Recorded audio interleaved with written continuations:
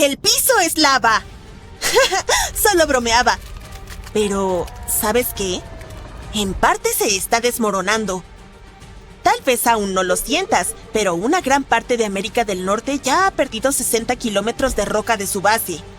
Y no se trata de terremotos o enormes socavones, sino de que el continente está perdiendo partes de lo que mantiene el suelo estable, sin tambalearse como un juego de feria en mal estado. Un equipo de investigadores acaba de lanzar una bomba geológica. Una parte del suelo de América del Norte está adelgazando como un goteo de helado muy lento y triste. ¿Cómo lo saben? Básicamente, le hicieron una resonancia magnética de cuerpo completo de alta tecnología a la Tierra y crearon mapas en 3D que muestran cómo las rocas, una vez consideradas indestructibles, ahora se están derritiendo en las entrañas del planeta, como una pizza de queso al revés dentro de un horno. Pero para entender realmente este lío, primero tienes que conocer a mis viejos amigos, los cratones. Los cratones son como las raíces de los continentes. Son gruesos, resistentes y antiguos. Tienen miles de millones de años de antigüedad. Estos muchachos sobrevivieron a impactos de meteoritos, supervolcanes e incluso al movimiento tectónico de las placas. Si las placas se enzarzan en peleas, por ejemplo, podríamos ver montañas formándose. Si se divorciaran, alejándose una de la otra, entonces nacería un océano nuevo. Estos procesos dejan cicatrices en la superficie de la Tierra, pero los cratones parecían permanecer siempre inalterados, como las cucarachas de la geología. Y dado que un cratón puede recibir un golpe y no sentir nada, los científicos siempre asumieron que estas estructuras eran casi indestructibles. Pero luego, un grupo de investigadores puso a prueba sus sofisticadas máquinas y se dieron cuenta de que los cratones se estaban desmoronando. ¿Cómo? Aquí está la placa Farallón, una placa tectónica realmente antigua que comenzó a deslizarse bajo la placa principal de América del Norte hace más de 100 millones de años. Este es un proceso bastante normal, en realidad. Se llama subducción, y es la forma en que la Tierra recicla rocas y evita sobrecalentarse. Este fenómeno de subducción ha estado sucediendo durante tanto tiempo que, hasta ahora, la placa Farallón está casi a 640 kilómetros del cratón, reposando bastante tranquila en el manto inferior, curiosamente cerca del núcleo externo de nuestro planeta. Pero la placa Farallón ha estado causando problemas como ese compañero de piso que se fue pero dejó cosas raras en el refrigerador. Verás, al hundirse tira de la base de América del Norte, estirándola y provocando que otras piezas se desprendan y caigan en el manto profundo. Y por si eso no fuera suficiente drama, el hundimiento de Farallón también ha filtrado agua y dióxido de carbono a las rocas circundantes, haciendo que el cratón sea aún más blando y fácil de desmoronarse. Gracias, Farallón. Muy amable de tu parte. Al estudiar cientos de terremotos a través de miles de estaciones de monitoreo, los científicos han confirmado la historia. Grandes bloques de material continental están descendiendo y adelgazando el cratón hasta en 60 kilómetros. Suena dramático, ¿verdad? Pero no te preocupes, esto está ocurriendo a un ritmo muy lento. Pasarán millones de años antes de que suceda algo notable. Tus nietos del futuro lejano podrían seguir pisando terreno sólido. Pero no te pongas demasiado cómodo. Esto puede no ser un problema urgente, pero hay otro tipo de hundimiento que está sucediendo más rápido de lo que puedes decir ¡ayuda! Aquí está el asunto. Para el año 2050, al menos 32 ciudades importantes de los Estados Unidos, incluyendo Nueva York, Baltimore y Charleston, podrían estar parcialmente bajo el agua. ¿Y adivina qué? En su mayoría, esto es culpa nuestra. Los científicos han notado que, desde 2007, algunas ciudades se han ido hundiendo en el suelo entre 1 y 2 milímetros cada año. Charleston, en Carolina del Sur, ocupa el primer lugar de la peor manera posible, hundiéndose 4 milímetros anualmente. Claro, estos números suenan diminutos y algo ridículos. Pero Charleston está apenas a 3 metros sobre el nivel del mar, y un pequeño hundimiento tiene un gran impacto cuando el océano te está respirando en la nuca. En días de inundaciones realmente malas, la gente tiene que abandonar sus autos y nadar a casa. Todo este fenómeno se llama subsidencia de la Tierra. Y cuando mezclas el hundimiento del terremoto con el aumento del nivel del mar, obtienes un cóctel desastroso de calles inundadas, tierras de cultivo salinas, bosques fantasmas y muchos propietarios muy irritados. Y no se detiene solo en las viviendas. Infraestructuras como puentes, caminos, aeropuertos y plantas de energía, todas cosas de las que dependemos diariamente, también están en riesgo de sufrir graves daños. Las redes eléctricas inundadas y las autopistas hundidas podrían causar miles de millones más en pérdidas económicas y crear peligros importantes para la seguridad. Bien, seamos justos. No todo es culpa de la humanidad. Algunos de estos problemas se remontan hasta la era del hielo. Hace unos 12.000 años, enormes capas de hielo cubrían el norte de Estados Unidos. Eran pesadas, realmente pesadas. El peso hundió la tierra, y cuando el hielo se derritió, el suelo no saltó de nuevo como un trampolín. En cambio, empezó a jugar un extraño juego de sube y baja geológico. Los lugares que habían sido comprimidos comenzaron a elevarse, y los que no fueron comprimidos se hundieron. Todo este proceso, llamado ajuste isostático glaciar, intenta decir eso 3 veces rápido, aún está ocurriendo hoy en día. Pero, por supuesto, los humanos encontraron una manera de empeorarlo. La extracción de aguas subterráneas es un problema. Imagina que es como sacar el relleno de un colchón. Después de un tiempo, todo se hunde.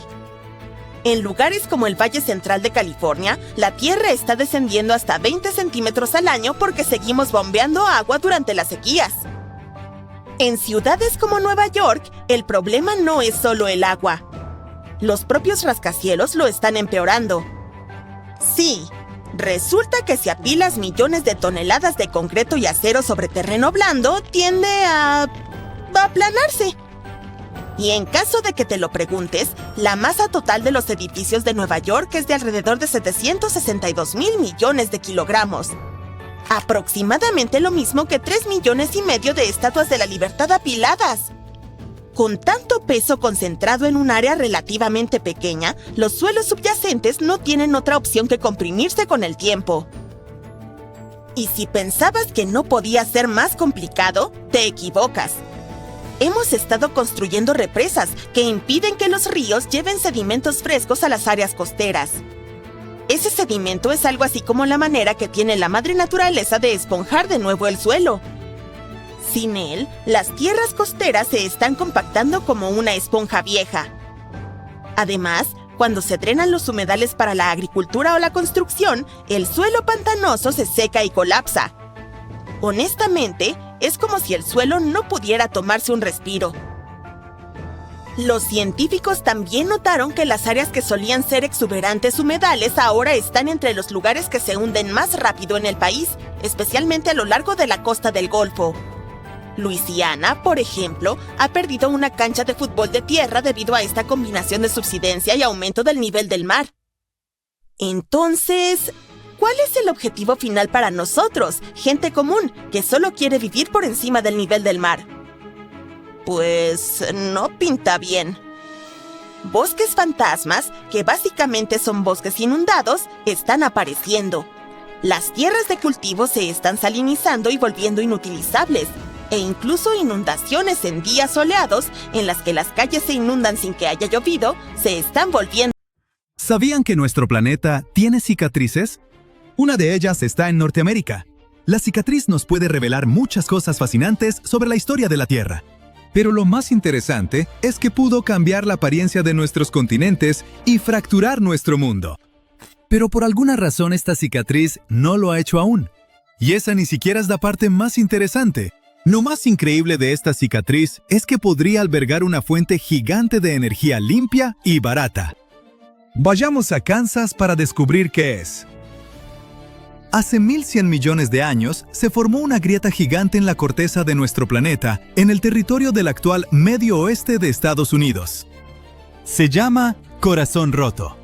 Esta grieta gigante está llena de magma solidificado y de lejos parece una cicatriz real. Pero, ¿cómo apareció? Corazón Roto era un antiguo valle de Rift, una enorme falla geológica que forma depresiones alargadas en la corteza terrestre. Ocurrió porque las placas tectónicas se separaron. Es como las piezas de un rompecabezas que de repente comenzaron a separarse.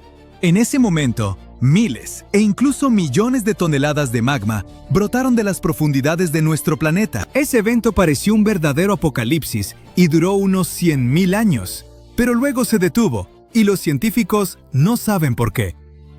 Si el proceso de ruptura hubiera durado más, lo más probable es que el continente de Norteamérica se vería diferente hoy, o ni siquiera existiría.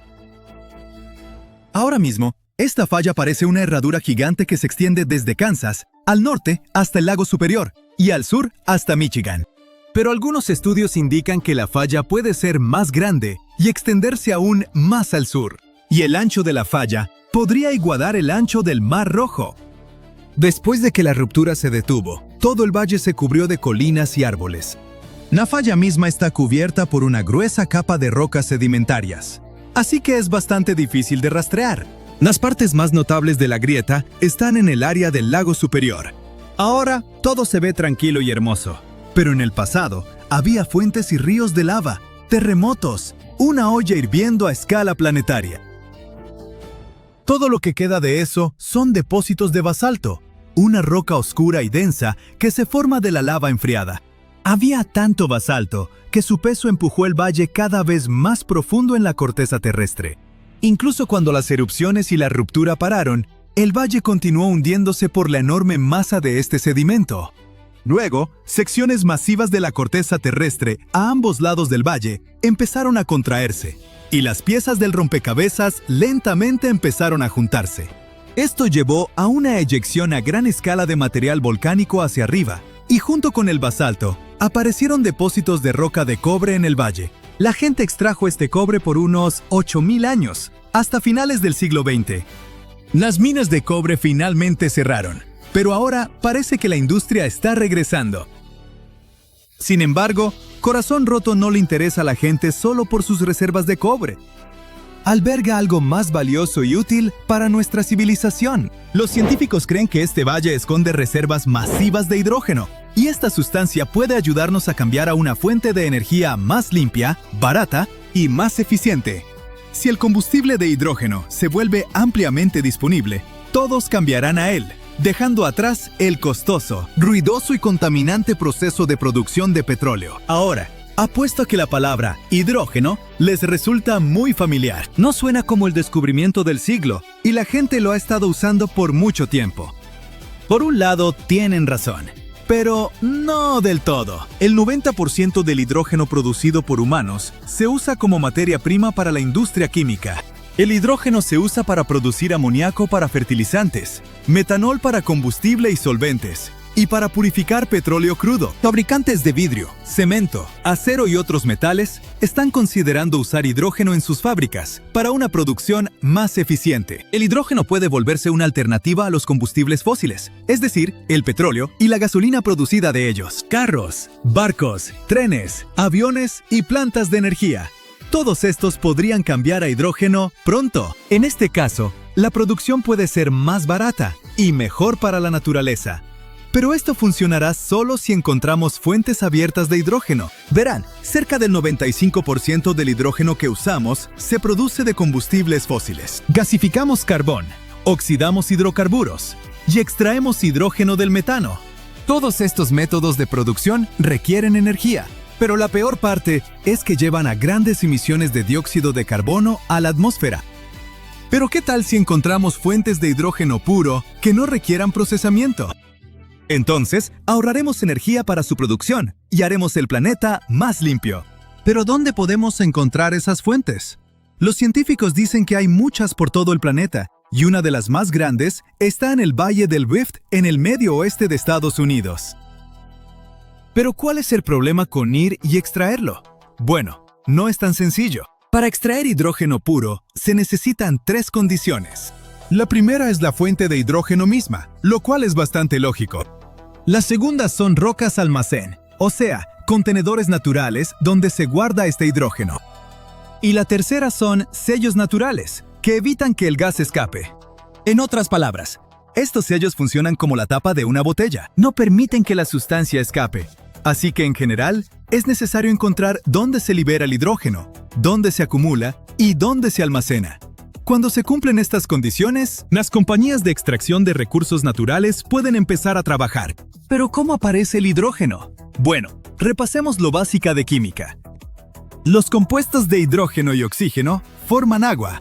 Esto significa que hay que dividir el agua en hidrógeno y oxígeno. Este proceso ocurre seguido en la naturaleza. Hay muchos lugares por todo el planeta donde esto pasa. Los científicos confían en que al menos 30 estados de Estados Unidos tienen reservas de hidrógeno, y si las detectamos, aceleraremos la transición energética a combustibles más seguros y eficientes. Miles de carros circulan usando gasolina. Muchos de ustedes conocen el olor de los gases de escape, ese aire espeso y contaminado que es difícil de respirar. ¿Y los carros eléctricos? Deben estar mejorando la situación, ¿cierto? Bueno, aquí hay otro problema. Producir baterías para estos vehículos daña la naturaleza. Los materiales usados para hacer baterías son litio, cobalto y níquel. Su extracción implica una gran liberación de materiales tóxicos, no solo al aire, sino también al agua.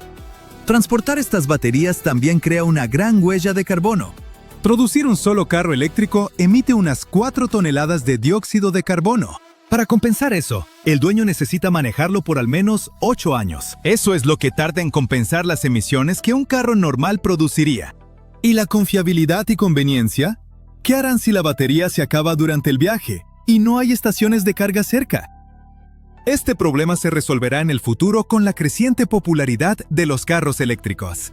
Ahora, los científicos creen que en los últimos 1.000 millones de años, la corteza terrestre ha dividido suficiente agua en hidrógeno y oxígeno. Nuestro planeta guarda este gas bajo tierra, esperando que empecemos a usarlo. Según los cálculos, aún considerando todas las tecnologías y capacidades de producción de nuestra civilización, las reservas de hidrógeno en las entrañas del planeta son suficientes para darnos energía por 170.000 años. Por eso la grieta gigante en Kansas atrae a científicos de todo el mundo. Enormes cantidades de basalto y otras rocas pueden reaccionar con agua para liberar hidrógeno.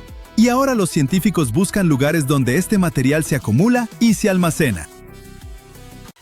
El 26 de enero de 1700, uno de los mayores terremotos de la historia sacudió la costa oeste de los Estados Unidos. Tuvo una magnitud de 9, lo que lo coloca entre los 10 terremotos más poderosos que se han registrado. Este terremoto desencadenó un gran tsunami y cambió la línea costera desde el sur de la Columbia Británica hasta el norte de California para siempre. En aquel entonces, la zona no estaba muy poblada. Pero gracias a una investigación ingeniosa, los científicos lograron descubrir exactamente qué ocurrió ese día al analizar antiguos registros geológicos, los anillos de los árboles e incluso algo de historia de Japón. El mismo día del terremoto, un tsunami inmenso también golpeó la costa este de Japón. Durante mucho tiempo nadie los relacionó, pero en las décadas de 1980 y 1990, los investigadores se dieron cuenta de que el tsunami de Japón había sido causado por el terremoto del noroeste del Pacífico. También pudieron identificar el día exacto, el 26 de enero de 1700. Incluso encontraron árboles antiguos en la costa de Washington que habían perecido en el invierno de 1700, lo cual coincidía perfectamente con el momento del terremoto.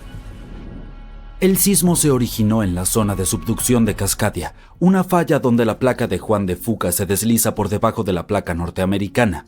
Esta falla se extiende unos 1.120 kilómetros desde el norte de la isla de Vancouver en la Columbia Británica hasta el Cabo Mendocino en California. La presión de las placas en movimiento se acumula con el tiempo, y a la larga otro devastador terremoto azotará la misma región. Es solo cuestión de tiempo. Al observar los registros geológicos, los depósitos de tsunamis pasados y los indicios de cambios en el nivel del terreno, los científicos pueden determinar la frecuencia de estos enormes terremotos. Los planificadores de emergencias se han estado preparando para el llamado Gran Terremoto. Los científicos creen que los terremotos de la zona de subducción de Cascadia ocurren cada 200 a 1000 años, y dado que el último importante fue hace más de 300 años, el noroeste del Pacífico está definitivamente en espera de otro. Cuando ocurra, se espera que el terremoto sea tan grande como el de 1700, pero esta vez afectará a alrededor de 15 millones de personas. La devastación será grave. Los edificios se derrumbarán, las carreteras y las pistas se agrietarán y los puentes caerán. La comunicación dentro y fuera del área quedará interrumpida. ¿Pero qué es lo peor?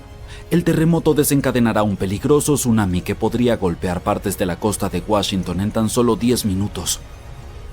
No es cuestión de si sucederá, sino cuándo se romperá la zona de subducción de Cascadia. Cuando eso ocurra, será el peor desastre que Estados Unidos haya enfrentado, peor que el huracán Katrina o la supertormenta Sandy. Afectará una enorme área que se extiende desde el sur de Columbia Británica hasta Oregón y el norte de California. Eso significa que millones y millones de personas se verán afectadas.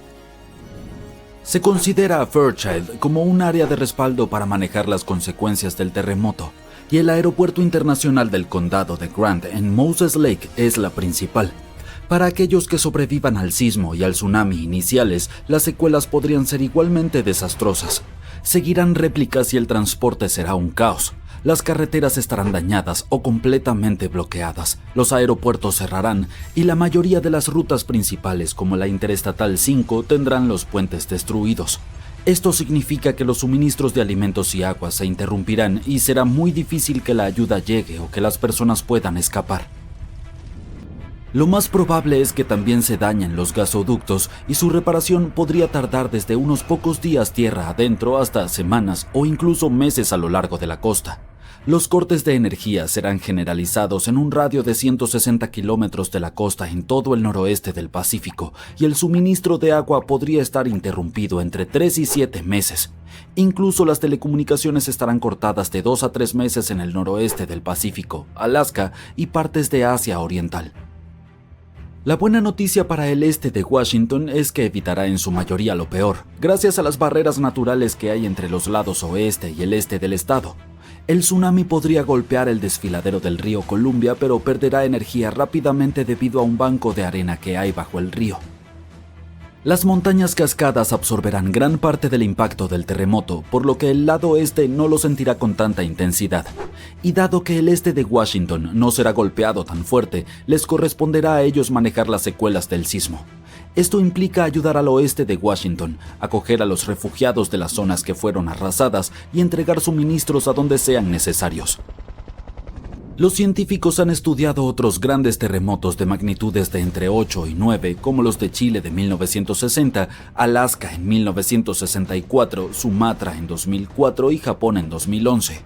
Este tipo de sismos puede sacudir el suelo durante un periodo que varía de 6 a 10 minutos, y eso es mucho tiempo para que la Tierra esté temblando. Estos sismos son extremadamente intensos porque ocurren cerca de la superficie terrestre, por lo que no es solo un movimiento rápido, sino uno prolongado y fuerte que puede causar mucho daño. Si el terremoto y el tsunami de Cascadia ocurrieran mañana, unas 14,000 personas podrían perder la vida y más de 100,000 podrían resultar heridas. El costo económico en Washington, Oregón y California podría superar los $70,000 millones. Para poner esto en perspectiva, podemos comparar estas cifras con otros terremotos importantes. En el terremoto de Chile de 1960, unas 1,600 personas perdieron la vida. El terremoto de Alaska de 1964 dio como resultado unas 140 vidas perdidas. El terremoto y tsunami de Sumatra de 2004 cobró la vida de unas 280,000 personas. Y el terremoto y el tsunami de Japón de 2011 causaron más de 20,000 víctimas. Las autoridades están al tanto de los peligros de la falla de Cascadia, pero incluso con toda la planificación, nadie puede decir con certeza qué se necesitará cuando ocurra el gran terremoto. Justo después del terremoto y el tsunami, las áreas fuera de la zona inmediata del desastre no podrán ayudar mucho porque las carreteras y los aeropuertos estarán destruidos y los recursos serán limitados. ¿Cómo podemos enfrentar este tipo de desastre y sus efectos?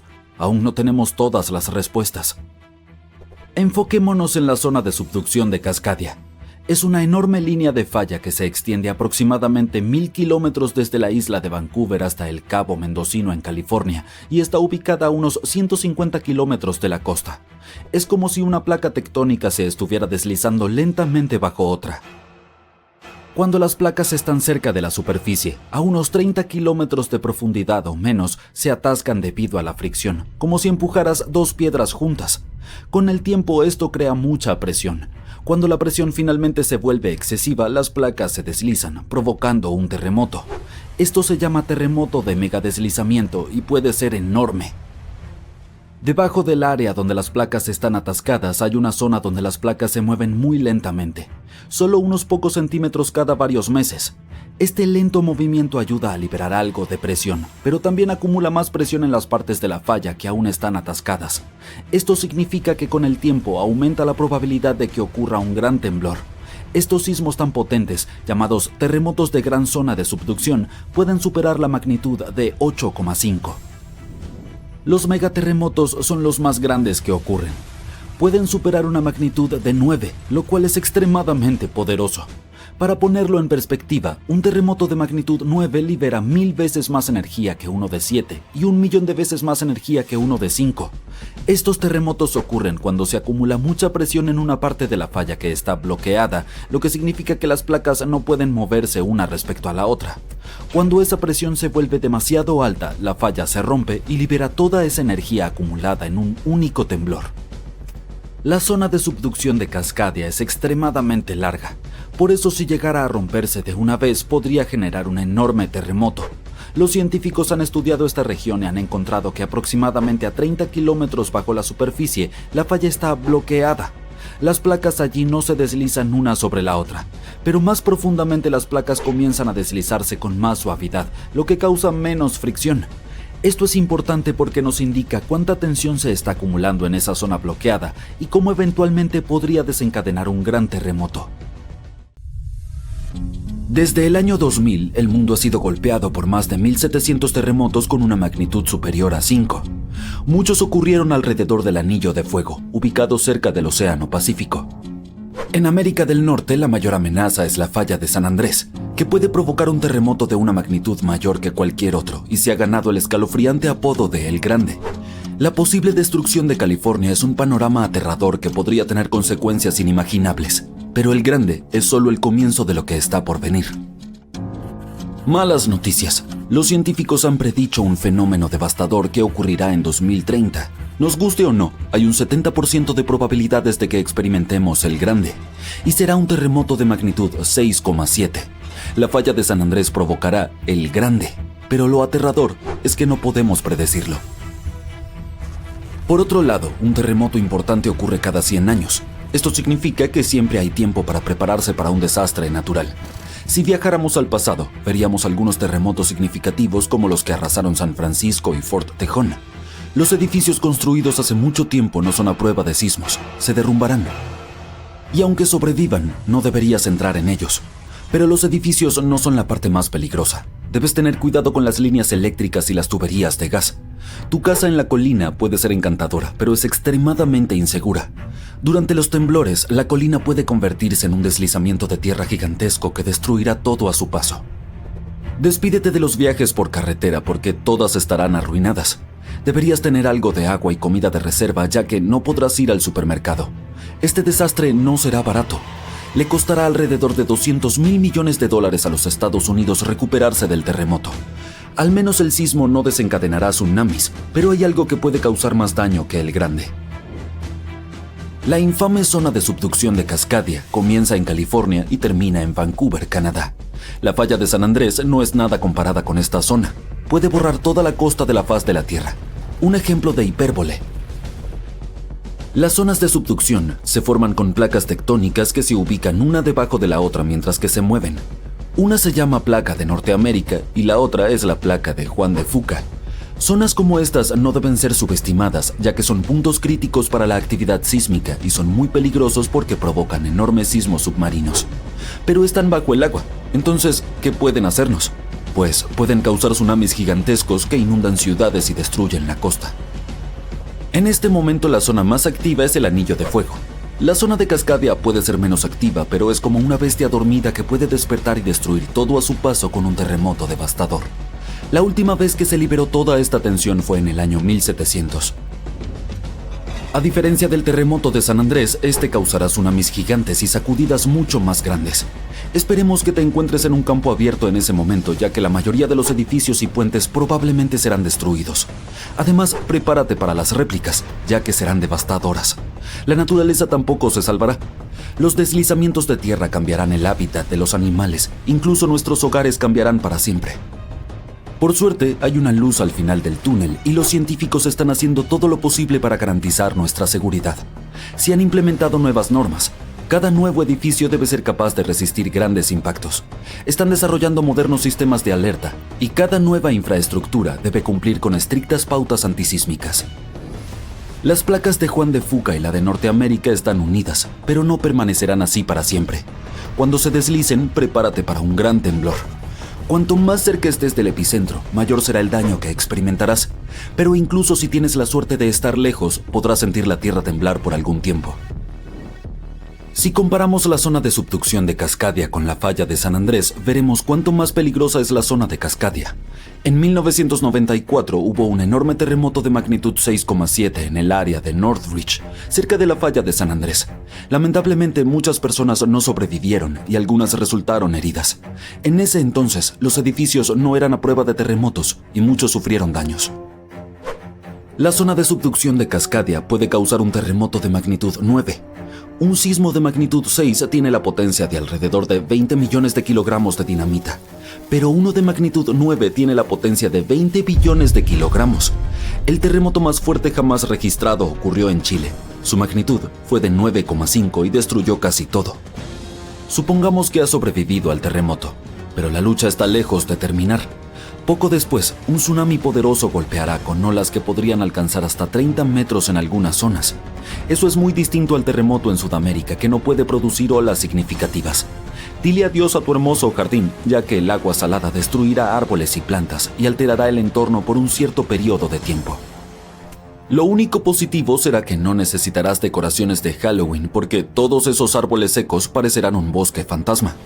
La combinación de olas, terremotos y el gran tamaño de la zona hará que este desastre natural sea mucho más peligroso que cualquiera causado por la falla de San Andrés o el Grande. Un terremoto similar a este ocurrió hace unos 300 años. Muchos más se han registrado en los últimos 3.500 años, lo que demuestra que ocurren cada 400 a 600 años. Así que técnicamente tenemos entre 100 y 300 años antes de que ocurra el próximo. Todavía no tenemos idea de cómo funciona exactamente la zona de subducción de Cascadia, ya que la descubrimos en 1970. Esta zona es sumamente aterradora porque puede causar grandes terremotos. Se encontró por accidente cuando los investigadores estudiaban el Anillo de Fuego. Querían saber si esta región había causado problemas en los últimos años, y la prueba estaba bajo sus narices. En Washington hay un bosque del horror donde no ha crecido nada durante años. Cuando los investigadores analizaron el suelo, encontraron una cantidad enorme de sal. Juntando las piezas, concluyeron que un tsunami enorme había sido la razón. Los expertos aún no sabían cuándo fue destruido el bosque. Sin embargo, afortunadamente, Japón mantenía registro de un terremoto gigantesco que tuvo un efecto similar. Fue el que ocurrió en el año 1700. Existe una posibilidad de 1 en 3 de que el próximo ocurra en 2050. Debes saber cómo sobrevivir a los terremotos canadienses y salir ileso, así que escucha con atención. Aquellos que viven en esta zona tienen casi nula experiencia con terremotos así. Sobrevivir al temblor es fácil, pero lo verdaderamente peligroso es el tsunami que viene después. Luego del temblor, busca el terreno más alto y dirígete hacia allí. Solo lleva lo esencial, como comida y agua. Sí, deja tu colección de tarjetas de béisbol en casa. Después del primer golpe, no intentes bajar. Los sismólogos dicen que muy probablemente habrá unas cuantas olas más, y lo han demostrado. El 22 de mayo de 1960, el sismólogo Jerry Easton y 4 amigos fueron a Hawái para presenciar un tsunami esperado que ocurriría alrededor de la medianoche. Instalaron su equipo en el puente Wailuku, con una ruta de escape planificada. Este puente había sido destruido en el tsunami anterior, pero el nuevo era mucho más alto y mejor. Después de la medianoche, el agua estaba a 1,20 metros sobre el nivel promedio. La segunda ola golpeó media hora después de la medianoche y el agua subió otros 2,70 metros para la 1 de la mañana. Luego, el agua comenzó a descender y bajó 2,10 metros. Pero el horror estaba lejos de terminar. Después, vieron una ola que medía alrededor de 6 metros de altura. Esto nos demuestra que los tsunamis son impredecibles y que debemos escuchar a los expertos para mantenernos a salvo. Hace alrededor de 2500 años, yo no existía en ese entonces, un terremoto cambió por completo el curso de uno de los ríos más grandes y famosos del planeta, el Ganges. Es normal que los ríos no permanezcan en un solo lugar, así que si vives cerca de uno, este podría simplemente desaparecer sin dejar rastro o inundar toda la ciudad un día. En el caso del Ganges, un terremoto supermasivo fue la razón de este cambio drástico. Los científicos dicen que podría volver a suceder, y eso sería un gran problema para millones de personas que dependen de este río. El río Ganges comienza como pequeños arroyos en el Himalaya y recorre un largo camino de más de 2.500 kilómetros. A lo largo de su recorrido se encuentra con otros grandes ríos como el Brahmaputra y el Meghna antes de que toda el agua desemboque en la bahía de Bengala. El Ganges tiene el delta más grande del mundo entre todos los ríos. Y al igual que muchos otros ríos en la región, ha cambiado su curso lentamente con el tiempo. Estas variaciones sí ocurren cuando un río erosiona sus orillas. Generalmente tardan mucho tiempo en producirse, a veces décadas. Los científicos han descubierto que el sistema fluvial Ganges-Brahmaputra ha cambiado varias veces en los últimos 6000 años. Al observar imágenes satelitales del delta del Ganges, notaron algo interesante. Había un hundimiento en forma de media luna en el suelo a unos 45 kilómetros de donde fluye el río actualmente. Esta depresión tenía más de 1,5 kilómetros de ancho y se extendía por muchos kilómetros. Pensaron que podría haber sido un antiguo cauce principal del río Ganges hace mucho tiempo. En 2018, el equipo decidió visitar el área para investigar ellos mismos y tomar muestras para aprender más al respecto. Sin embargo, mientras regresaban a casa, notaron un pozo donde alguien estaba excavando tierra para crear un estanque. Al día siguiente planeaban llenarlo con agua, pero los investigadores detectaron algo extraño en la tierra. Había bandas verticales de arena de color claro mezcladas con el lodo más oscuro. Estas capas especiales son pistas del pasado. Indican que un antiguo terremoto hizo que la arena y el agua brotaran desde debajo del suelo, lo que creó volcanes de arena que quedaron atrapados en el tiempo. Los científicos estudiaron la arena y el lodo y dedujeron que estos terremotos ocurrieron hace aproximadamente 2500 años y fueron fuertes, con magnitudes de 7 a 8. El epicentro estaba a más de 177 kilómetros de la rama principal del río, pero fue lo suficientemente poderoso como para desplazarlo. Podría haber afectado alrededor de 140 millones de personas. El sistema Ganges-Brahmaputra está cerca de puntos donde se encuentran las placas tectónicas de la Tierra, por lo tanto, experimenta terremotos con frecuencia. No hay peligro en este momento, pero los científicos piensan que otro terremoto masivo podría ocurrir en los próximos cientos o miles de años. Podría amenazar hasta a 170 millones de personas, lo cual es aproximadamente la mitad de la población de los Estados Unidos. Nadie puede predecir con exactitud cuándo ocurrirá un terremoto o cuán fuerte será. Aprender cómo los terremotos del pasado han desviado ríos ayuda a los científicos a identificar patrones y especular sobre eventos similares en el futuro. Este conocimiento podría ayudarnos a prepararnos mejor y a crear planes de seguridad antes de que ocurra otro gran evento.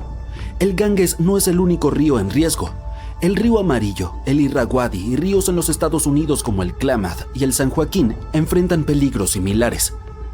El poderoso río Mississippi también ha cambiado su curso muchas veces en los últimos 7000 años.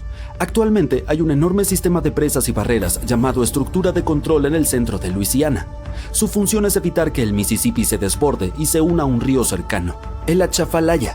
Sin embargo, los científicos piensan que en teoría estas barreras no podrían manejar mega inundaciones. Por lo tanto, el Mississippi podría liberarse y cambiar su curso de nuevo. Esto causaría enormes problemas especialmente en el sur de Luisiana. Uno de los ejemplos recientes en que un río cambió su curso y causó un desastre fue el Kosi en India. En agosto de 2008, en tan solo unos pocos días, el cauce del río se desvió aproximadamente 96 kilómetros, lo cual es un cambio enorme. Las inundaciones ocurren con bastante frecuencia en algunas partes del estado, pero no había habido unas tan fuertes en más de 50 años. Afectaron a alrededor de 1000 aldeas y 3 millones de personas, y cerca de 1 millón de personas tuvieron que ser evacuadas a un lugar seguro. Dado que muchas de estas personas no habían enfrentado inundaciones en mucho tiempo, no estaban preparadas para manejar la situación con rapidez. Esto les causó aún más daños a sus hogares y a sus vidas. Durante décadas, los científicos han intentado averiguar qué provoca que los ríos cambien repentinamente su curso. Un nuevo estudio explica que 2 factores trabajan en conjunto para que esto suceda. Este proceso se denomina abulsión. Primero está la preparación. que es como acumular tensión antes de que ocurra algo importante. Con el tiempo, los sedimentos, arena, tierra y otras cosas arrastradas por el río se depositan en ciertos lugares. Esto puede elevar el río por encima del terreno circundante o hacer que una pendiente cercana sea más empinada que el curso actual del río. Y luego está el detonante, que es como la gota que colma el vaso y desencadena todo. Este podría ser una gran inundación, un terremoto o incluso algo como un montón de troncos que bloquean el agua. Los investigadores examinaron imágenes satelitales de aproximadamente 170 casos de abulsión de los últimos 50 años. Notaron que estos eventos ocurrieron con más frecuencia cerca de las desembocaduras de los ríos y de las montañas. Los ríos eran aproximadamente 3 veces más propensos a cambiar de curso en estos lugares que en las áreas entre ellos. También estudiaron 58 caudales fluviales en detalle en mapas de alta definición para medir la superelevación, es decir, cuán alto está el río en comparación con el terreno circundante. También midieron la ventaja de pendiente, que es cuán empinada puede ser una nueva ruta en comparación con la actual del río, y descubrieron que cerca de las montañas los ríos a menudo acumulan tanto sedimento que se elevan demasiado y se desbordan. Pero cerca de las desembocaduras de los ríos, como en los deltas, los cauces necesitan una ventaja de pendiente pronunciada para romper el barro y formar una nueva ruta. Estos dos factores trabajan en conjunto con un sube y baja. Si uno es más fuerte, el otro no necesita ser tan fuerte para que ocurra una abulsión. Para determinar hacia dónde podría dirigirse un río si cambia de cauce, los investigadores crearon un algoritmo informático inteligente. Esta herramienta utiliza mapas para medir la inclinación del terreno y el flujo del río, a fin de predecir hacia dónde podría moverse el río. Lo probaron en 10 abulsiones pasadas y acertó el camino cada vez. Los científicos esperan poder usar estos hallazgos para proteger a las personas que vivan cerca de los ríos de inundaciones repentinas. El cambio de curso de los ríos desempeñó un papel importante en la creación de uno de los primeros sistemas de administración organizados en el mundo. Los científicos encontraron pistas sobre esto en el territorio de la antigua Mesopotamia. Este nombre significa la tierra entre dos ríos y se encontraba entre los ríos Tigris y Éufrates. Las personas que vivían allí dependían de estos ríos para obtener agua, alimentos y transporte. Los científicos querían averiguar cómo esos cambios repentinos en los ríos afectaron a los antiguos habitantes. Para lograrlo, utilizaron 2 tipos de mapas. Los mapas arqueológicos muestran cómo crecieron las ciudades antiguas con el tiempo, incluyendo qué tipos de edificios construyeron las personas. Ciertos edificios como grandes palacios o murallas de la ciudad podrían indicar cuando cada ciudad tuvo una administración organizada por primera vez. El segundo tipo de mapa mostraba por dónde fluían los ríos Tigris y Éufrates hace mucho tiempo. A menudo cambiaban de curso, a veces lentamente serpenteando y en otras ocasiones muy rápido y de manera drástica por abulsión. Alrededor del año 5000 a.C., Mesopotamia comenzó a volverse más seca y la agricultura se hizo más difícil. Los agricultores tuvieron que cultivar sus cosechas cerca de los ríos, donde podían usar las inundaciones naturales para regar sus campos o cavar pequeños canales para llevar el agua del río a sus plantas. Debido a que la agricultura era tan importante, los pueblos y ciudades crecieron cerca de los ríos también, para que la gente pudiera mantenerse cerca de su alimento. Pero cuando un río cambiaba repentinamente su curso, la gente no se daba por vencida. Trabajaban juntos para excavar largos canales que llevaban el agua desde la nueva ruta del río de regreso a sus campos. Los canales los ayudaban a obtener agua nuevamente y los edificios administrativos mostraban que se estaban organizando como una comunidad para resolver grandes problemas. Durante cientos de años, gente de Estados Unidos ha informado haber escuchado unos extraños estallidos fuertes. A estos sonidos misteriosos se les llama cielomotos, y sí, son algo real. Si alguna vez has escuchado un ruido fuerte y distante que no era una tormenta eléctrica o el escape de un motor de auto, ¡felicitaciones! Parece que has experimentado un cielomoto. Se reportan en todo el mundo, desde Estados Unidos hasta la India y Japón, y todavía no sabemos exactamente por qué ocurren. A veces, estos estruendos se producen junto con terremotos. La gente los escuchó durante los terremotos de Nueva Madrid a principios del siglo XIX y los han seguido escuchando hasta enero de 2020. Quienes los han vivido los describen como un ruido precipitante o rodante. El famoso escritor estadounidense James Fenimore Cooper los describió de manera más poética, como el lago hablando a las colinas circundantes, que devuelven los ecos de su voz con respuesta precisa.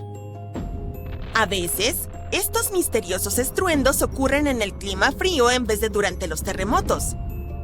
Uno de los puntos calientes de este fenómeno está cerca del lago Seneca en Nueva York. Los llaman los cañones de Seneca. Los estruendos pueden ser tan fuertes que sacuden ventanas y puertas. En agosto de 1886, después de un terremoto ocurrido en Charleston, la gente escuchó estos ruidos durante varias semanas, al mismo tiempo que las numerosas réplicas del terremoto. En el año 2020, científicos de la Universidad de Carolina del Norte revisaron antiguos artículos periodísticos, en especial de Carolina del Norte, donde la gente ha reportado frecuentemente estos sonidos. Esperaban relacionar los ruidos con datos de terremotos, pero no encontraron ninguna conexión entre los sonidos y los sismos. Uno de los investigadores mencionó que creen que los ruidos se producen en el aire y no bajo tierra. El equipo analizó infrasonidos, que son ruidos de baja frecuencia que los humanos no pueden oír. Encontraron señales que duraban de 1 a 10 segundos y que coincidían con los momentos en que la gente reportó haber escuchado los estruendos, pero nada es certero por ahora. Algunas personas piensan que las llamaradas solares, los tsunamis submarinos o el colapso de cuevas bajo el mar causan los cielomotos.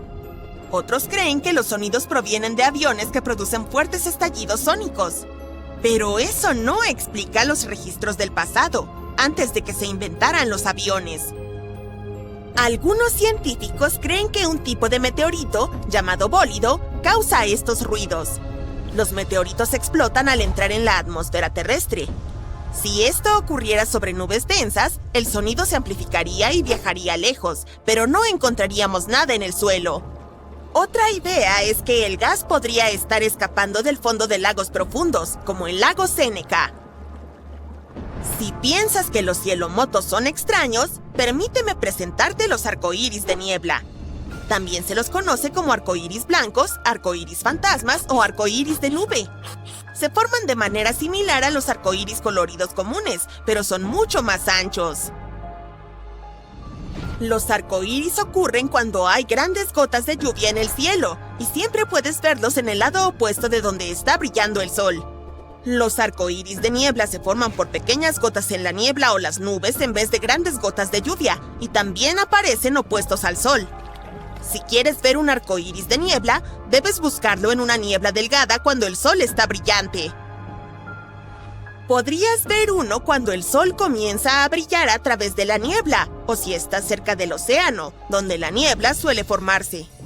Debido a que las gotas de agua en la niebla son tan diminutas, los arcos de niebla no tienen colores brillantes como los arcoíris.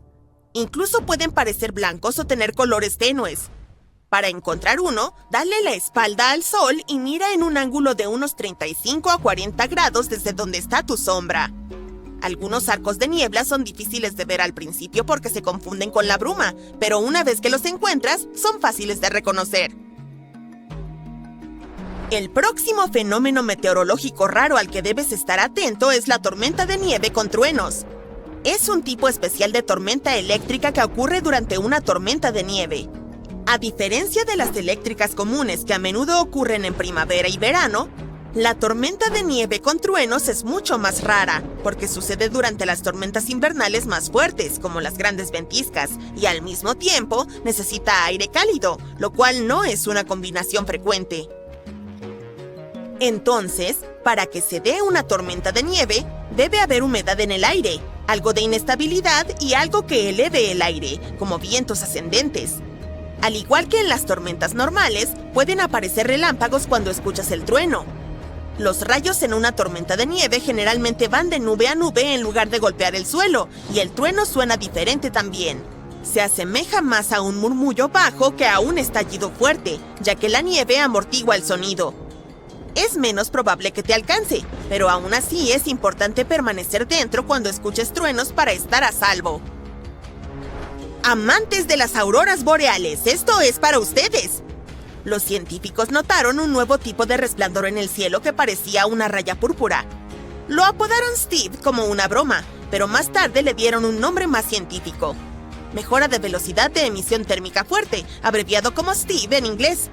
Steve es en realidad una corriente rápida de gas supercaliente que siempre se desplaza hacia el oeste y solo aparece antes de la medianoche. Los científicos se preguntaban si podría ocurrir algo como Steve después de la medianoche, pero moviéndose en la dirección opuesta. Y ahora creen haber encontrado un anti-Steve porque analizaron datos de una estación de investigación de Noruega. En diciembre de 2021, tomaron una foto de una brillante franja púrpura que se extendía 1000 kilómetros por el cielo y apareció después de medianoche.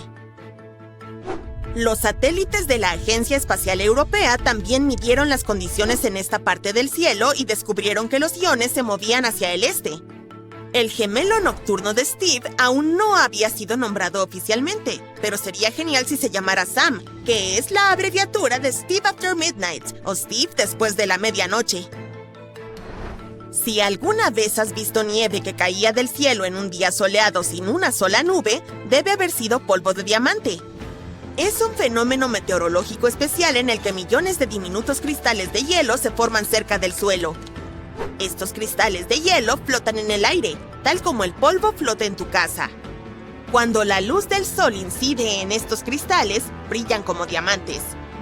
A diferencia de la nieve común, el polvo de diamante puede caer de un cielo despejado, por lo que a veces lo llaman precipitación de cielo claro. Ocurre debido a una inversión térmica.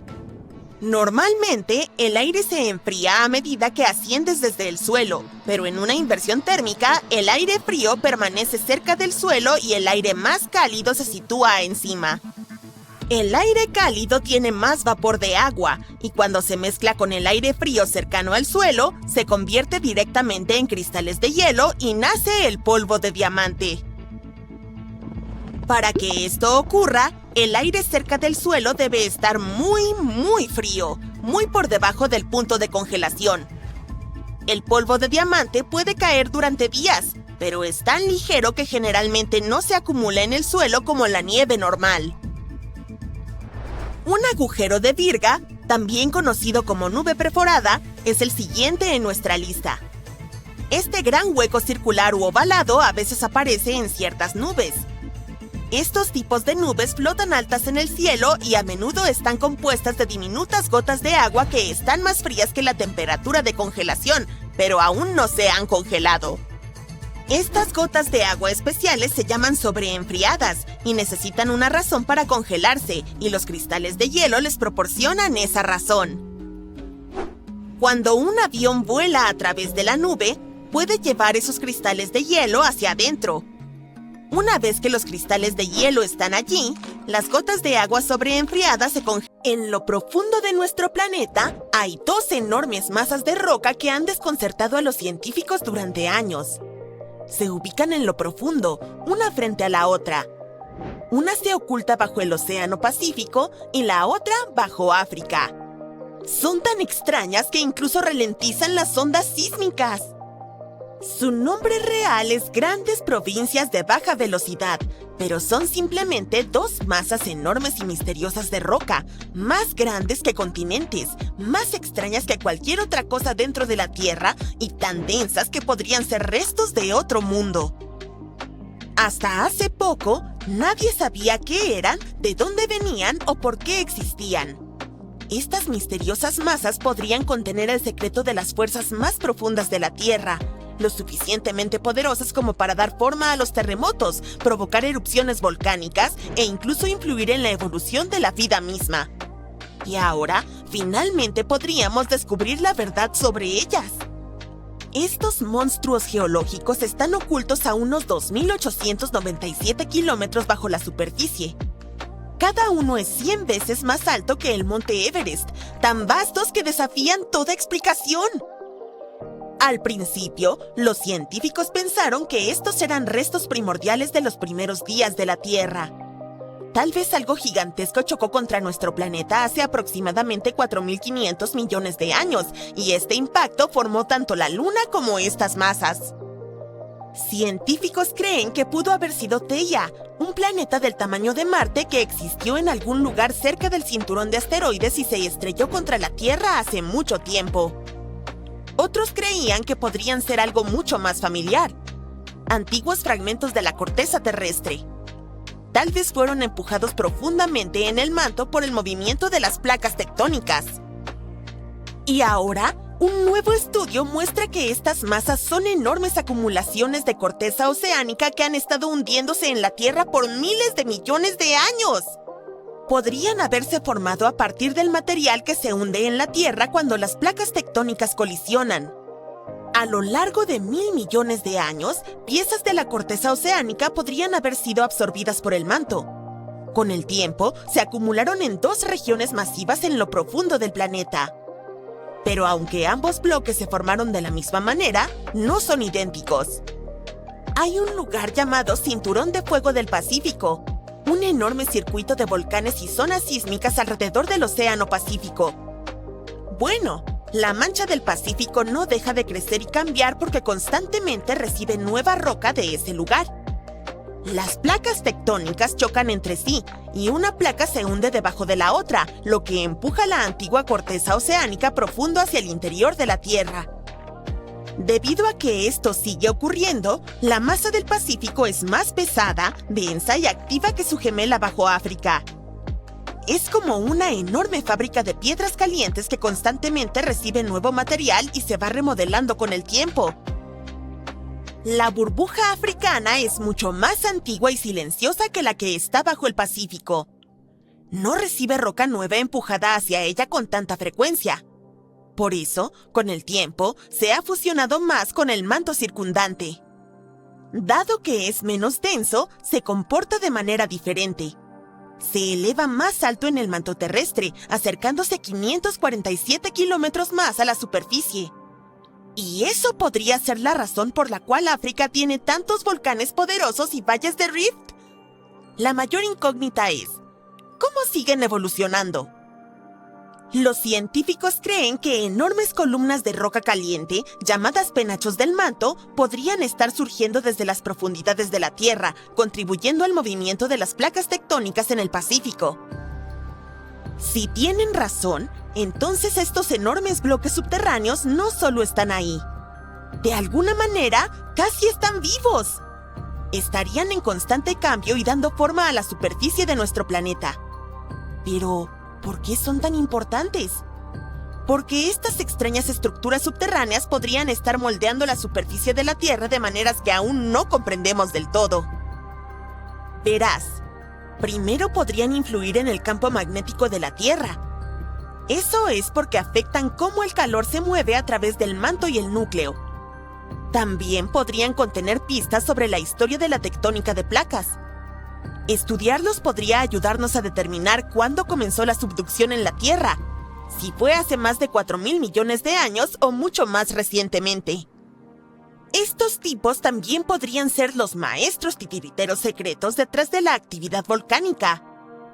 Hay una teoría de que las rocas ardientes del interior profundo de la Tierra, las mismas que crean los puntos calientes volcánicos, podrían estar elevándose directamente desde las gigantescas burbujas en el manto.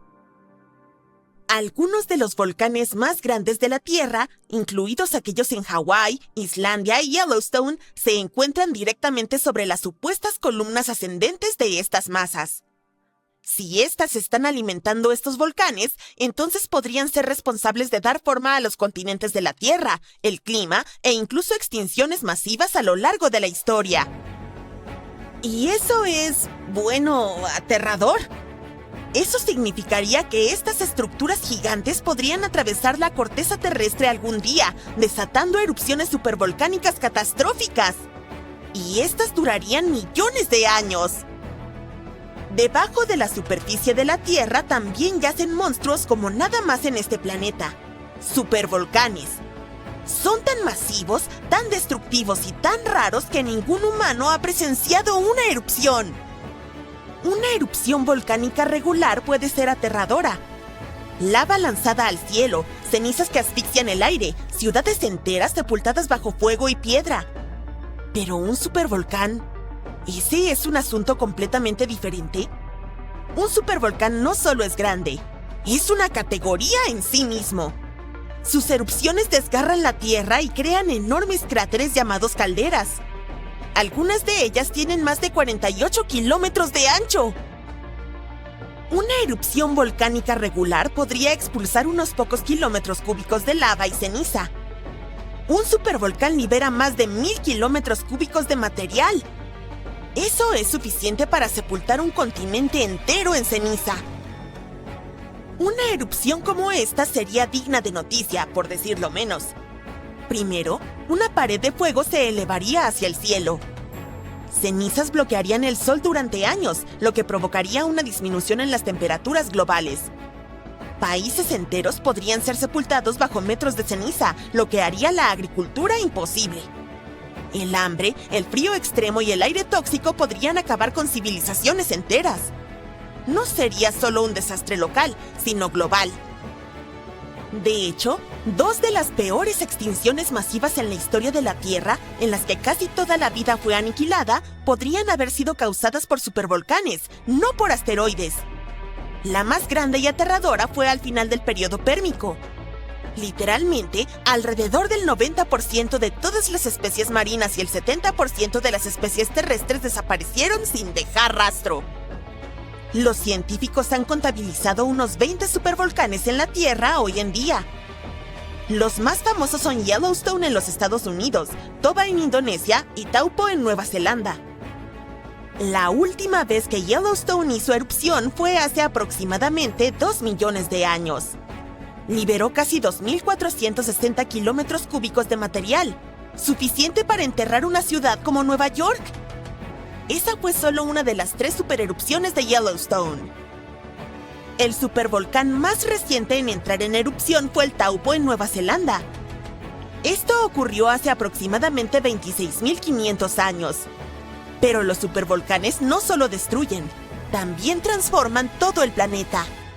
Hace aproximadamente 74.000 años, el supervolcán Toba entró en erupción en Indonesia. Algunos científicos creen que desencadenó un invierno volcánico que duró toda una década.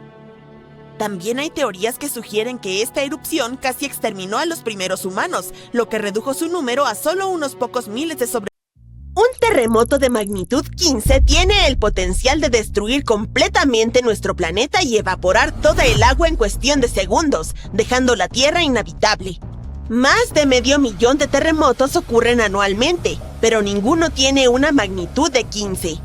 El 90% de los sismos ocurren en la aterradora zona del Cinturón de Fuego, ubicada alrededor del Océano Pacífico. El suelo allí es como gelatina, tiembla casi constantemente. El terremoto más poderoso que ha golpeado la Tierra tuvo una magnitud de 9,5. Tanta potencia puede alargar o acortar el día, pero probablemente hay un terremoto en los confines de tu propia casa ahora mismo causado por una partícula de polvo que aterriza en una mesa, aunque tiene una potencia de 15 grados negativos. Los terremotos ocurren cuando las placas tectónicas se mueven. Son como piezas de Lego que no están bien encajadas. Y cuando se mueven hacia arriba, hacia abajo o chocan entre sí, el suelo también se mueve, desencadenando terremotos. Esta energía tectónica funciona como una batería. Almacena energía durante mucho tiempo, por ejemplo, unos 500 años.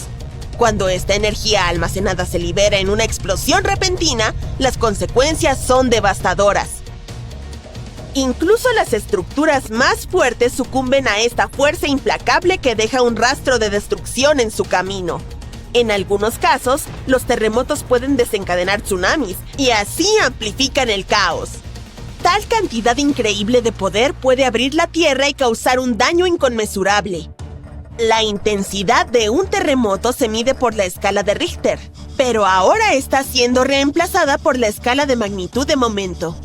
Cuando ocurre un terremoto, escuchamos que dicen cuán fuerte es. Suele ser de 1 a 10. Afortunadamente, aún no hemos tenido un terremoto de 10 en la escala de Richter. El terremoto más potente que ha ocurrido en la historia moderna sucedió en Chile en los años 60. Fue de alrededor de 9,5 en la escala de Richter y alteró la rotación de la Tierra y desajustó la duración del día en 2 milisegundos. También desencadenó un enorme tsunami y afectó una vasta área de 250.000 kilómetros cuadrados. La escala de Richter en realidad no tiene un límite. Sin embargo, no es necesario medir algo por encima de 25, porque si eso sucediera, simplemente nos convertiríamos en polvo y a nadie le importaría medir ese desastre. Como dijimos, el terremoto más fuerte tuvo una magnitud de 9,5. Si esta magnitud hubiera sido solo medio más fuerte, habría creado una línea de ruptura de 3.500 kilómetros de largo. Eso es casi 7 veces el tamaño de Wyoming. Un terremoto de magnitud 11 crearía una grieta alrededor del mundo. Enormes tsunamis golpearían las zonas costeras destruyendo todo, y la Tierra entraría en una terrible crisis ambiental. Si te gusta el senderismo, tendrías nuevas montañas para explorar, creadas por el aterrador terremoto. Incluso la temperatura podría aumentar debido a las erupciones volcánicas y los gases de efecto invernadero resultantes. Nuestro planeta se convertiría en un horno caliente. Los lugares más seguros serían los que se encuentran lejos de cualquier edificio, mar, océano y montañas, donde existiría una baja probabilidad de deslizamientos de tierra. Los países no preparados para terremotos serían totalmente destruidos y las ciudades se convertirían en montones de escombros y polvo. Subir en la escala de Richter solo empeoraría las cosas. Pero no te preocupes, un terremoto de esa magnitud es imposible. La corteza terrestre no tiene suficiente energía para producir semejante desastre. Pero hay algo que tiene mucho más poder y puede producir megaterremotos. Los asteroides tienen el poder suficiente para destruir nuestro planeta, como todos sabemos por la experiencia de los dinosaurios. Ese asteroide tenía alrededor de 10 kilómetros de largo y causó enormes daños al planeta. Desató terremotos que sacudían constantemente el suelo durante meses. Estos temibles sismos eran 50.000 veces más fuertes que el terremoto de Chile. También provocaron un tsunami que fue 30.000 veces más potente que el tsunami del Océano Índico, y este último fue uno de los tsunamis más devastadores que jamás hayan azotado la Tierra. Los terremotos causados por el asteroide tuvieron una magnitud de 11, lo que los convirtió en el desastre natural más poderoso y aterrador que jamás haya existido, y esperemos que siga siendo así. El tsunami del Océano Índico solo afectó a ciertas regiones del mundo. En cambio, el tsunami del asteroide afectó a todo el planeta y tenía olas de 10 metros de altura. Aunque hubieras viajado al lugar más remoto de la Tierra, no habrías podido esconderte de este ángel de la muerte. Un terremoto de magnitud 15 no sería un 50% más fuerte que el terremoto de Chile. La escala no funciona así. Sería alrededor de 1 millón de veces más poderoso que un terremoto de magnitud 9,5. Podría hacer que toda el agua de la Tierra se evaporara, dejándonos devastados y sin ningún H2O para sobrevivir. Todos los ecosistemas colapsarían, todas las cadenas alimentarias se romperían, y probablemente solo algunas bacterias muy fuertes sobrevivirían a lo imposible. Y esa es solo una fracción de las cosas aterradoras que podrían suceder. El océano es como el aire acondicionado de nuestro planeta. Sin él, la Tierra sería extremadamente caliente. El océano también sirve como un escudo contra los poderosos rayos del sol. Actúa absorbiendo el calor y enfría la Tierra. Los científicos creen que lo más peligroso sería la incapacidad de la corteza terrestre para sobrevivir a los violentos temblores de un terremoto de magnitud 15. Si nuestro planeta milagrosamente sobreviviera y no se convirtiera en polvo, habría enormes aberturas en su corteza. El suelo se volvería gelatinoso. Se movería aleatoriamente hacia arriba, abajo, izquierda y derecha, y ningún edificio sobreviviría a eso. Nuestra civilización retrocedería hasta la era de Stonehenge. Los movimientos tectónicos como este son devastadores. Algo similar ocurrió en Japón, cuando las placas tectónicas se separaron 50 metros y luego volvieron a unirse, creando un terremoto de magnitud 9. Ningún lugar de la Tierra está exento de este escalofriante fenómeno natural. Aún así, ciertas zonas tienen una mayor probabilidad de ser destruidas que otras, como el Cinturón de Fuego, donde ocurre el 90% de los terremotos. Este es un lugar donde hay terremotos casi todos los días. El Cinturón de Fuego se encuentra en el Océano Pacífico. Forma un anillo alrededor de los continentes que rodean al Pacífico. Allí, varias placas tectónicas convergen, creando un terreno altamente inestable. Para hacer el problema aún más aterrador, El 75% de los volcanes activos se encuentran en esta zona. El 90% de los volcanes inactivos también están allí, lo que hace a este lugar extremadamente peligroso. Los científicos estudian con detenimiento esta región para encontrar una forma de predecir cuándo podría ocurrir el próximo terremoto. El Cinturón de Fuego no es el único lugar que tiene riesgo de terremotos.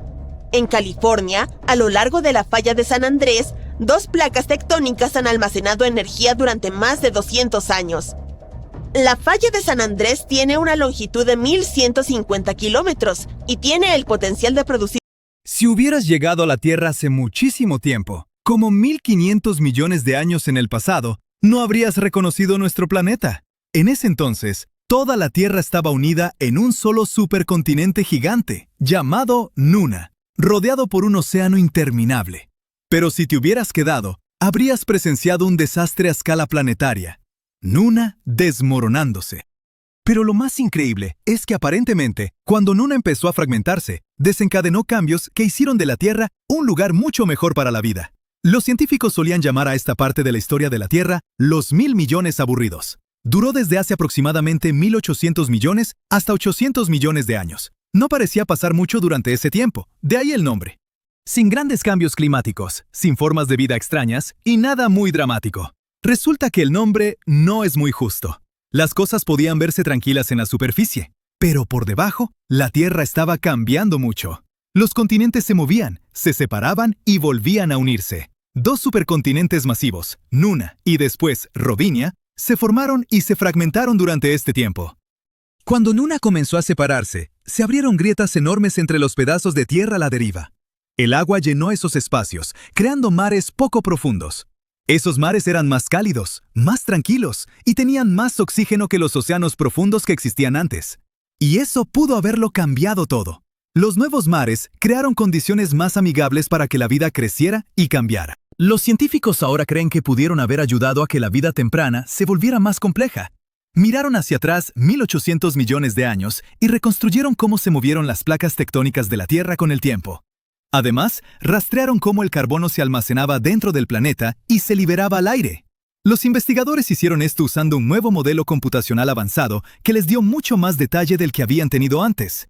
Descubrieron que durante los 350 millones de años de los llamados 1.000 millones aburridos, la cantidad de mares poco profundos a lo largo de los bordes de los continentes se duplicó. En total, estas costas se extendían unos 130.000 kilómetros. Eso es más de 3 veces la vuelta a la Tierra por el Ecuador. Al mismo tiempo, las zonas de subducción, lugares donde una placa tectónica se desliza debajo de otra, en realidad se acortaron mientras los continentes se reacomodaban. Esto es importante porque las zonas de subducción son de donde vienen muchos volcanes. Cuando una placa se hunde debajo de otra, el agua de mar es arrastrada hacia las profundidades de la Tierra. Esa agua ayuda a que las rocas se derritan, creando magma. El magma sube, hace erupción como volcanes y libera gases como dióxido de carbono a la atmósfera. Entonces, cuando había menos zonas de subducción, había menos volcanes, y se liberaba menos dióxido de carbono al aire. Pasó así. El supercontinente Nuna se fragmentó y creó montones de nuevos fondos oceánicos en mares jóvenes que no existían antes. Estos nuevos fondos oceánicos extrajeron dióxido de carbono del aire. El agua de mar fluyó hacia grietas en el fondo oceánico. Cuando eso pasaba, el carbono quedaba atrapado en las rocas, formando piedra caliza. Con el tiempo, este proceso encerró el carbono dentro de la Tierra, en lugar de dejarlo en la atmósfera. Con menos dióxido de carbono, la Tierra se enfrió lentamente. Ese clima más fresco ayudó a que los nuevos mares poco profundos se volvieran estables y ricos en oxígeno. Esos ambientes tranquilos y llenos de oxígeno son perfectos para que la vida se vuelva más compleja.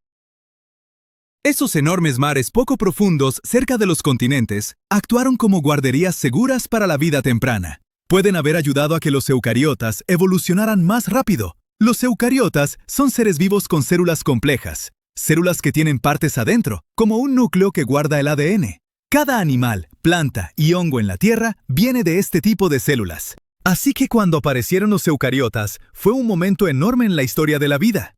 Los científicos ya sabían que los eucariotas aparecieron durante los 1.000 millones aburridos, gracias a fósiles de aproximadamente 1.000 millones de años. pero no sabían realmente por qué pasó en ese momento. Ahora los científicos quieren encontrar fósiles de eucariotas tempranos mejor preservados, para saber exactamente cómo evolucionó la vida compleja. La vida en la Tierra comenzó hace más de 3.000 millones de años. Empezó con microbios diminutos y simples, y lentamente se transformó en una enorme variedad de seres vivos. Todavía no tenemos una respuesta clara sobre cómo los seres vivos surgieron de esa sopa primordial temprana. Pero aunque no hay una respuesta definitiva aún, los científicos han propuesto varias teorías para tratar de explicar cómo pudo haber comenzado la vida en la Tierra. Algunos científicos creen que los rayos ayudaron a iniciar la vida en la Tierra. La idea es bastante simple. Los rayos son chispas poderosas, y las chispas pueden causar reacciones químicas. En un famoso experimento de 1952, científicos mostraron que las chispas eléctricas podían convertir gases simples como vapor de agua y metano en aminoácidos y azúcares, que son bloques básicos de construcción de la vida. Esto sugirió que los rayos y las tormentas de la Tierra primitiva pudieron haber ayudado a crear los primeros ingredientes de la vida. Pero investigaciones posteriores mostraron que el aire temprano de la Tierra no era exactamente como en el experimento. Aún así, algunos científicos creen que las nubes volcánicas pudieron haber tenido los gases correctos y muchos rayos, haciendo posible este proceso. Otros expertos creen que la vida pudo haber comenzado en la arcilla. Un investigador sugirió que diminutos cristales de arcilla podían crecer y pegarse en patrones. Al hacerlo, podían atrapar moléculas simples y alinearlas de manera organizada. Piensa en la arcilla como una especie de organizador primitivo. Hoy, el ADN le dice a las moléculas cómo alinearse y trabajar juntas. Pero ¿qué tal si la arcilla hubiera estado haciendo un trabajo similar antes de que el ADN existiera? Podría haber ayudado a las moléculas a organizarse hasta que eventualmente aprendieron a organizarse solas.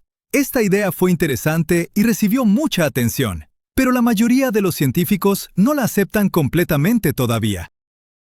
Otra teoría popular es que la vida comenzó en las fuentes hidrotermales en el fondo del océano. Estas fuentes son grietas en la corteza terrestre donde agua súper caliente sale disparada desde las profundidades del planeta. Mientras el agua sube, recoge químicos importantes como carbono e hidrógeno, que son ingredientes clave para la vida. Las fuentes están llenas de diminutos espacios rocosos, donde estos químicos podían acumularse, mezclarse y reaccionar. Las rocas pueden haber ayudado a acelerar estas reacciones. Incluso hoy, las fuentes hidrotermales albergan ecosistemas ricos, aunque está oscuro ahí y todo el ambiente es algo extremo. Los científicos siguen estudiando esta idea. En 2019, investigadores incluso crearon estructuras similares a la vida temprana en condiciones de laboratorio parecidas a estas fuentes. Ese experimento mostró que esta teoría realmente podría funcionar. Otra idea es que la vida pudo haber comenzado bajo el hielo. Los científicos creen que los océanos de la Tierra pudieron estar cubiertos de hielo hace unos 3.000 millones de años. Suena bastante severo, ¿no? Pero el frío en realidad pudo haber ayudado a que la vida comenzara. Muchos de los bloques químicos de construcción de la vida, como los aminoácidos simples, son más estables a bajas temperaturas. En agua más caliente, estas moléculas se descomponen rápido y se dispersan mucho. Pero cuando el agua se congela, empuja esas moléculas juntas, aumentando su concentración. Este amontonamiento hace más probables las reacciones químicas. Entonces, digamos que las moléculas estaban más juntas y se descomponían más lento. En este caso, tenían más oportunidades de unirse y formar estructuras más complejas. El hielo también pudo haber actuado como una manta protectora. Podía proteger el agua de la radiación ultravioleta dañina del Sol y del daño causado por impactos de meteoritos. Otra idea es que la vida no comenzó en la Tierra para nada. Esta teoría se llama panspermia y sugiere que la vida vino del espacio. Los científicos saben que los grandes impactos de asteroides pueden lanzar rocas fuera de los planetas. Por ejemplo, rocas de Marte han sido lanzadas al espacio antes y algunas de ellas terminaron en la Tierra. Algunos investigadores creen que microbios diminutos pudieron haber sobrevivido dentro de rocas espaciales durante el viaje. Si eso es cierto, la vida aquí pudo haber comenzado gracias a visitantes de Marte o algún otro mundo cósmico. Otros van más lejos y sugieren que la vida pudo haber viajado en cometas o polvo espacial desde sistemas estelares completamente diferentes, aventándose un raid a través de la galaxia. Al mismo tiempo, incluso si la panspermia es real, no resuelve completamente el misterio. Solo mueve la pregunta a otro lugar. En vez de preguntar cómo comenzó la vida en la Tierra, tendríamos que preguntar ¿Cómo comenzó la vida en cualquier parte del universo?